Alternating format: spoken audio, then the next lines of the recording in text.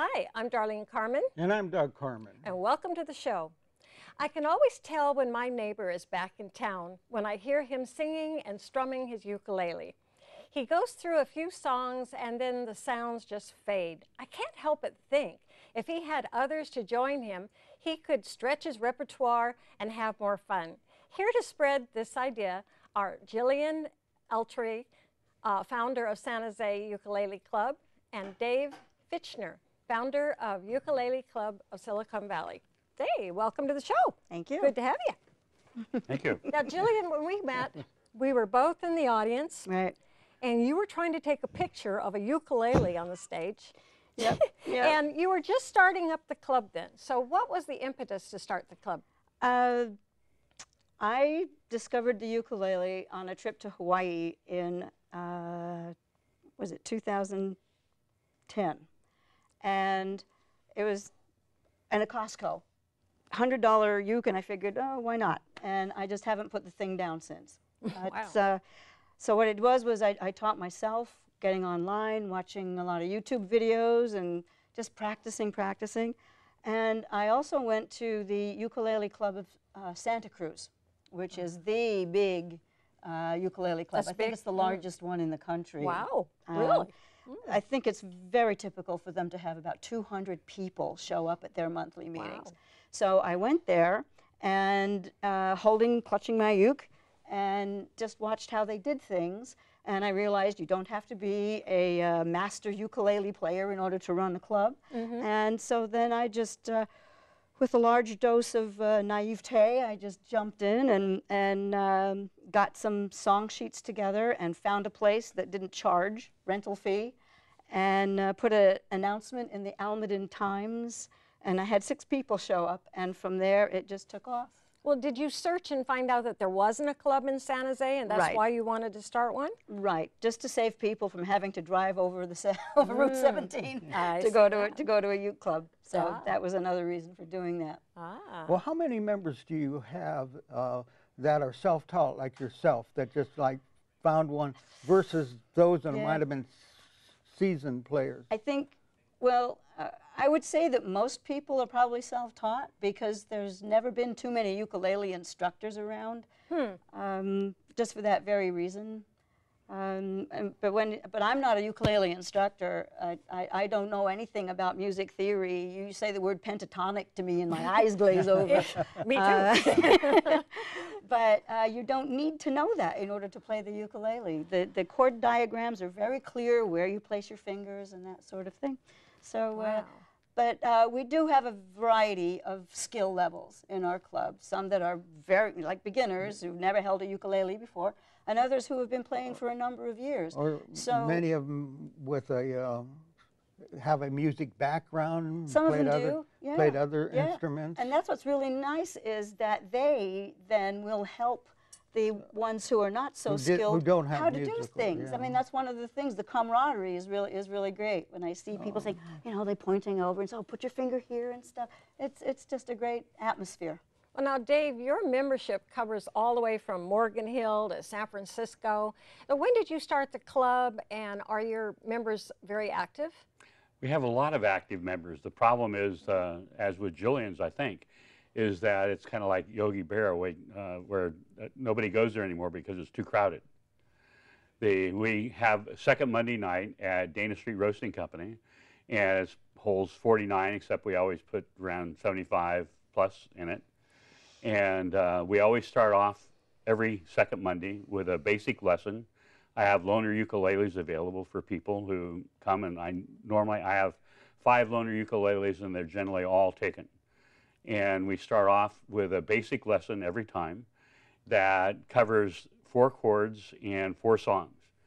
And most people are successful in that 30 minutes of playing those 4 songs. And then I start the jam with playing songs with chords that they learned during that half an hour. And so many of them, I would say most of them, are successful at playing those songs during the first set of the jam. And then the second set of the jam, we go into more songs that have more complexity to them. So when did you start the club, and why did you start the club? I was actually doing volunteer work with Golden Gate Raptor Organization in Marin, and my wife was out of town, and I had heard about U Club Santa Cruz. I have 500 members in our group. U Club Santa Cruz has just under 2,500 members in their group. Wow. And so I drove, leisurely drive down the coast. I walked in, I'd never been there before, and Peter Thomas, whose title is, "How the heck did he get to become president?" said, "You don't have a ukulele." And I said, "I don't know how to play." And he said, "Just a minute." And he came over and he said, "This is a loner. This is how you play C and sing loud." And he said, "This guy will tune it for you." I asked him later if he knew who this guy was, and he said no. But so that's how it all started. And then around the table that evening, people at the table taught me 2 additional chords. And so I left there knowing 3 chords, and then I bought the loner ukulele. And so that's how it started. And I started the club about 6 years ago. That's and there all? was, yeah, there was Oh. no, I didn't know how to play anything prior to that, right? Yeah. So, and our first meeting at my house was, I think it was 12 players. And now every Monday morning at my house, we have a jam of around 18 players, 18 to, it's been as high as 27. I told my wife if I go to 28, I'll move it. Yeah. Wow. But Wow. so it's a fairly active club. People always ask me to get a bigger venue. I know that if Gillian gets as Much many bigger. as I We're do, going to have to find a 75 larger to 80 people, I know that if we Right. got together and had a We- venue where we had 200 people, we could fill the place. Yeah, yeah. Well, you know, Let's see well, you got some. a lot of ukuleles We over do. here. We'd like We to do see have a them. lot to show you. Yeah. Absolutely. Love to see them. Tight in there. This is actually a banjo ukulele. It's styled after an old Gibson, and it was used in entertainment in the 20s often, because in those days they didn't have amplification, and they needed something to compete with other instruments. And so it can be very loud. And we started a subgroup from our ukulele club called Bugs, Banjo Ukulele Group. The first meeting had 18 banjo ukuleles show up, Oh, my and I God. couldn't hear myself talk. And so the second meeting, I bought a big bag of socks, and we stuffed them in the back. And we have 1 and 2 and 3 sock banjo ukuleles to try to deaden them down so we can hear ourselves.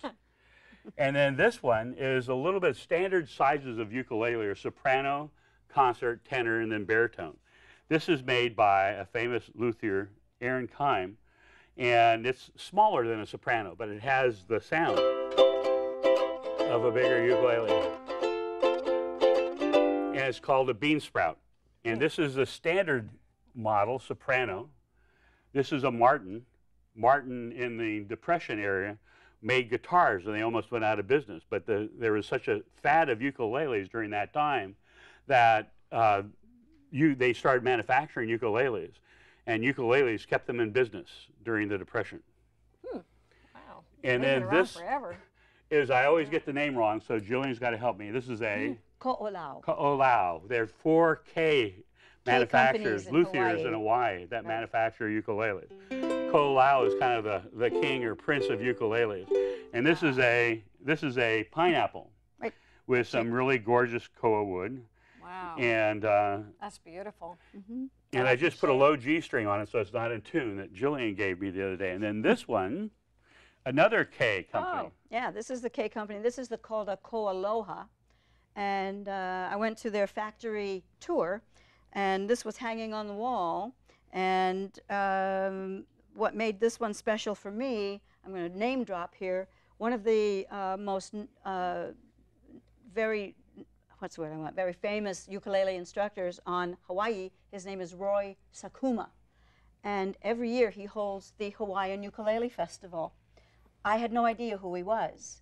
And so I'm in there in the factory, and I'm playing, and he just takes this, and he gave me a ukulele lesson right there in the Just right there, factory. And when he left, they said, "Did you know who that was?" And I said, "No." But it was fantastic. This is a soprano body, standard soprano body.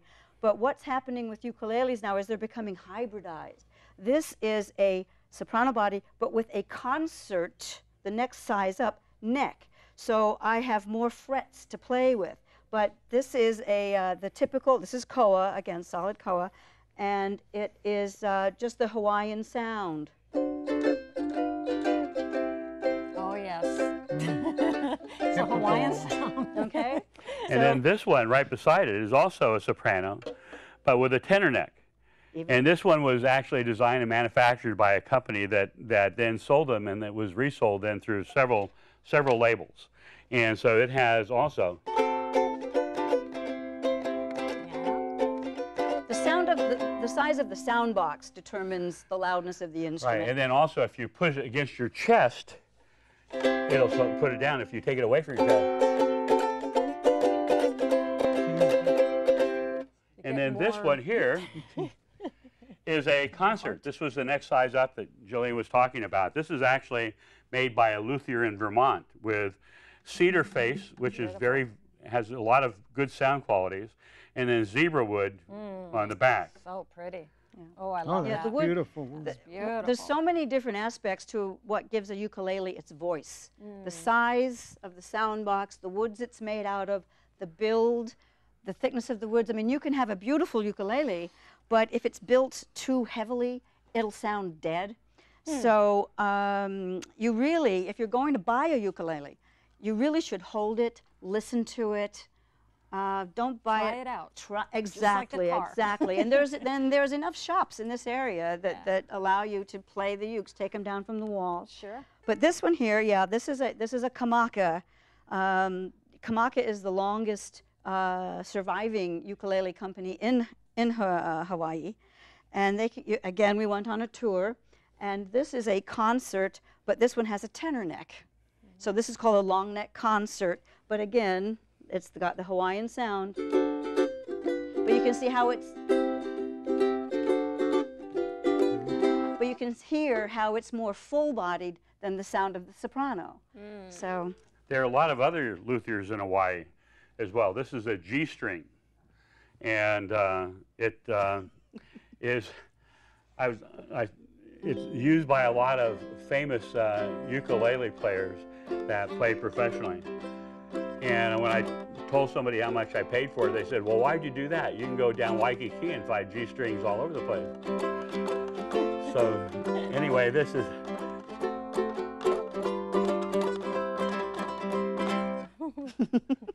And then we have two others. oh, You're not going to show this one? Nope. Okay, she's not showing this one. You got to wait for the next program if you want to hear that one. This is a baritone ukulele, the largest of the standard size ukuleles. It generally has the first four strings of a guitar, but I have mine tuned to the same tuning as the other ukuleles. So.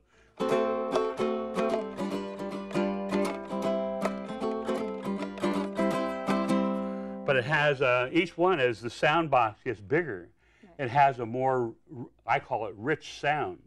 And somebody who has a low voice like myself, the richer the sound, the more volume, the depth of the sound, and a low G string helps me with singing. And I've had, prior to 6 years ago, I had no experience at all with either instruments or singing.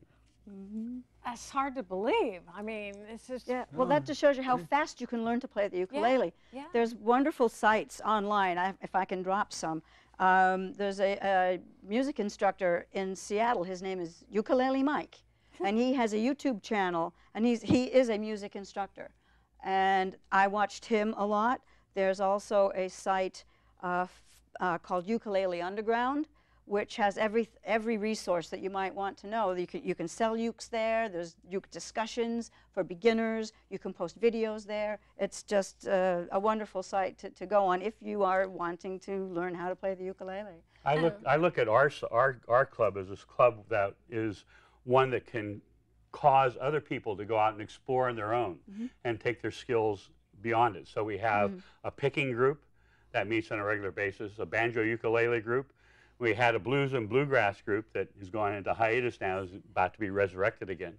And so I went to recently to, now that I'm getting proficient on playing a ukulele, decided to take it to a bluegrass jam camp. Of course, I was the only one there with a ukulele, but that's all right.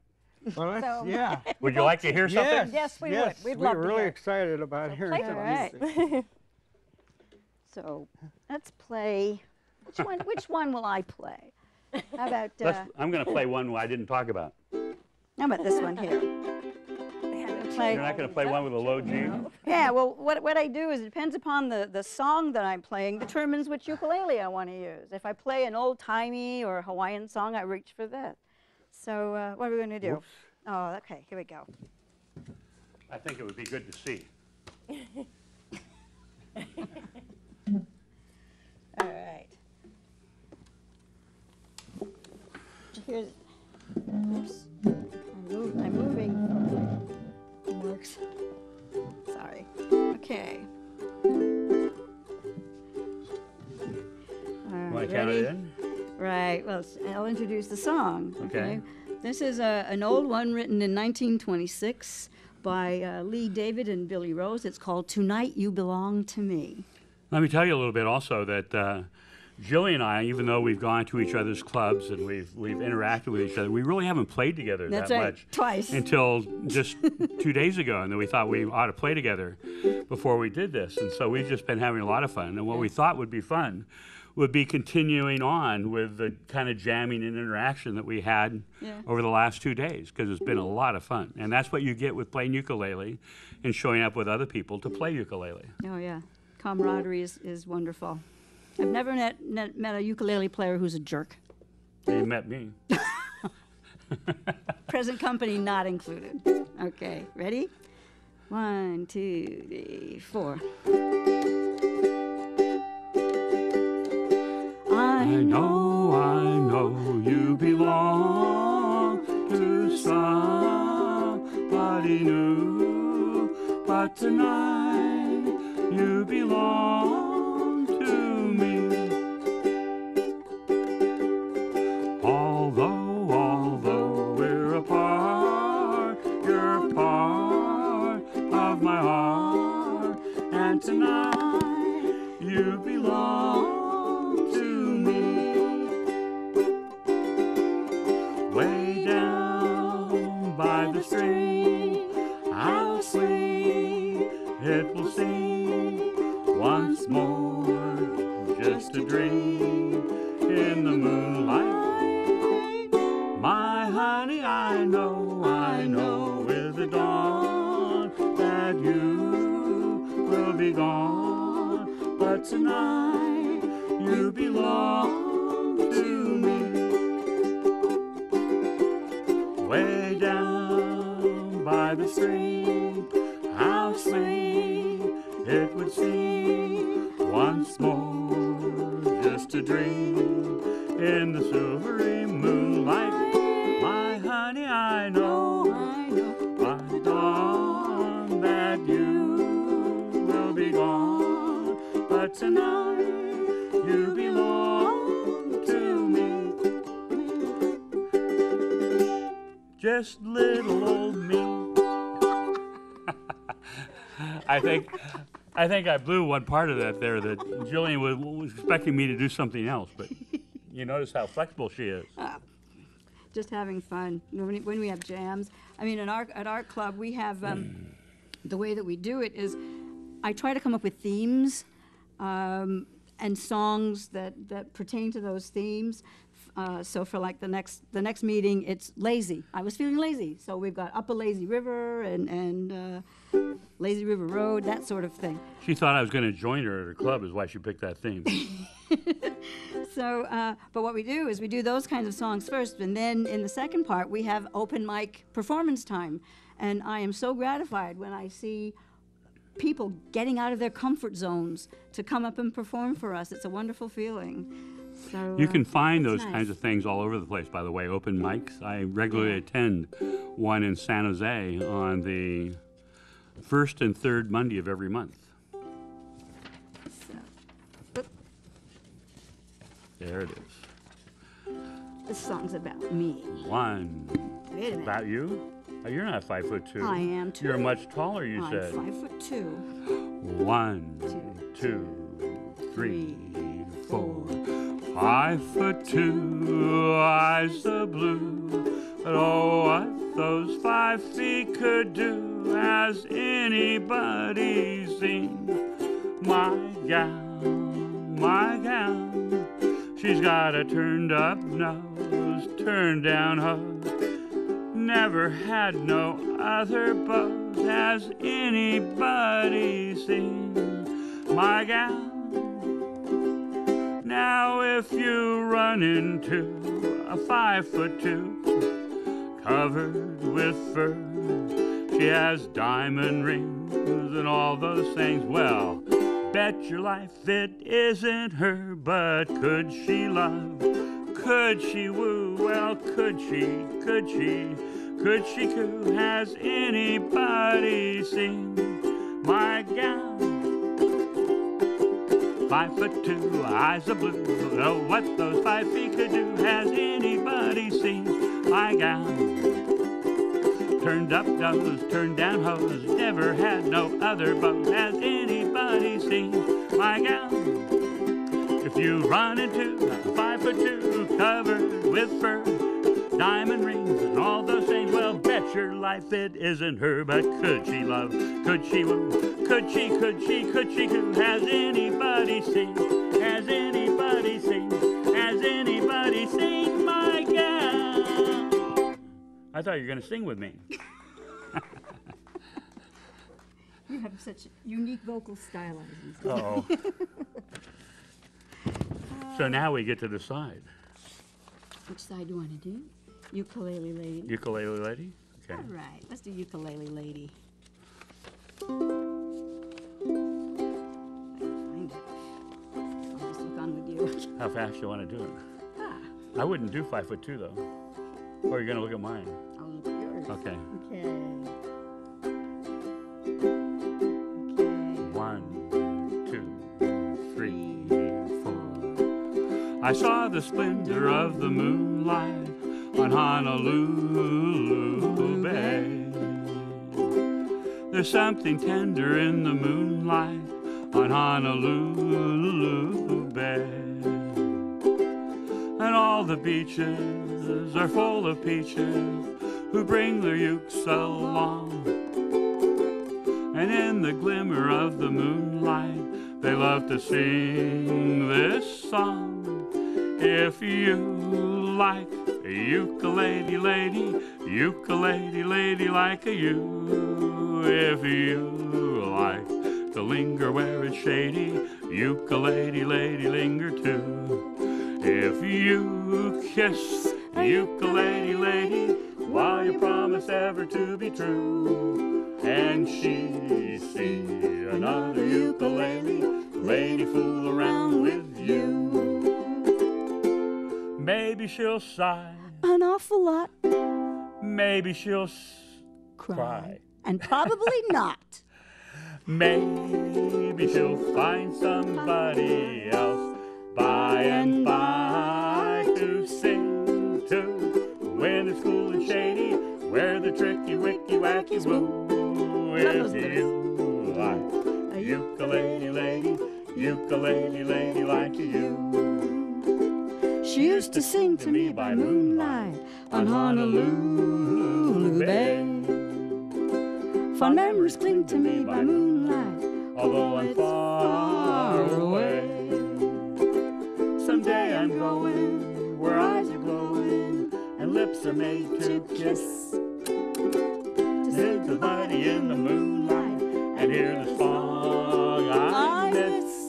If you like a ukulele lady like you. If you like to linger where it's shady, ukulele lady linger too. If you kiss ukulele lady, while you promise ever to be true, and she sees another ukulele lady fool around with you,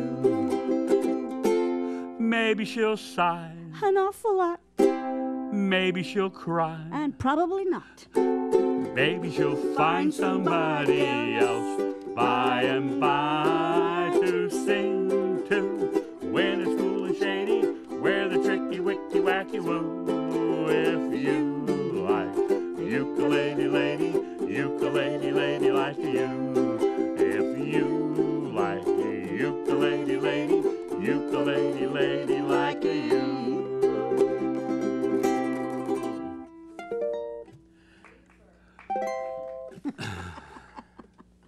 Very good.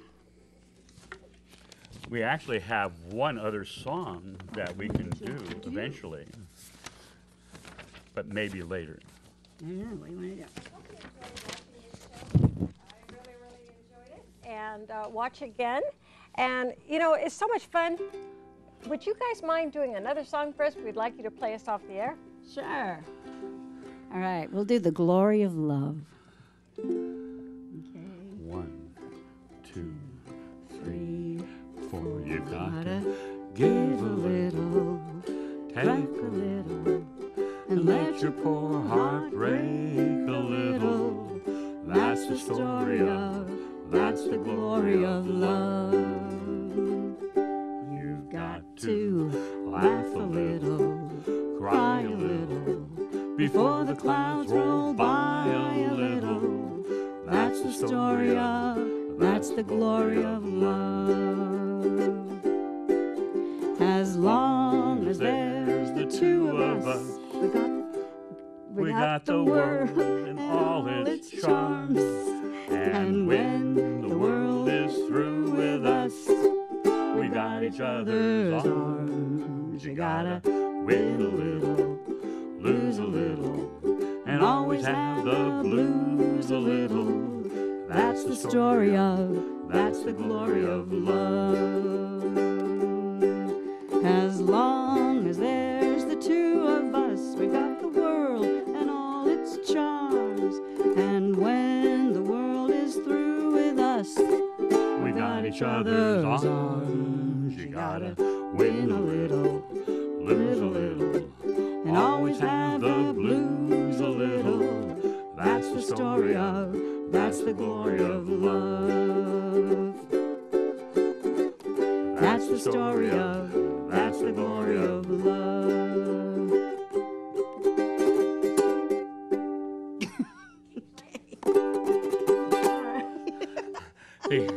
You notice one of the things that happens with us is that with ukuleles, the song always goes faster and faster and faster and faster. But we could slow it down. We could. You want overs? You want to do it again? The glory of love? Sure. Or Let's get it right. That would be okay. That would be good. Okay. All right, let's try it again. 1, Slow. 2, 3, 4. You got to give a little, take a little, and let your poor heart break a little. That's the story of,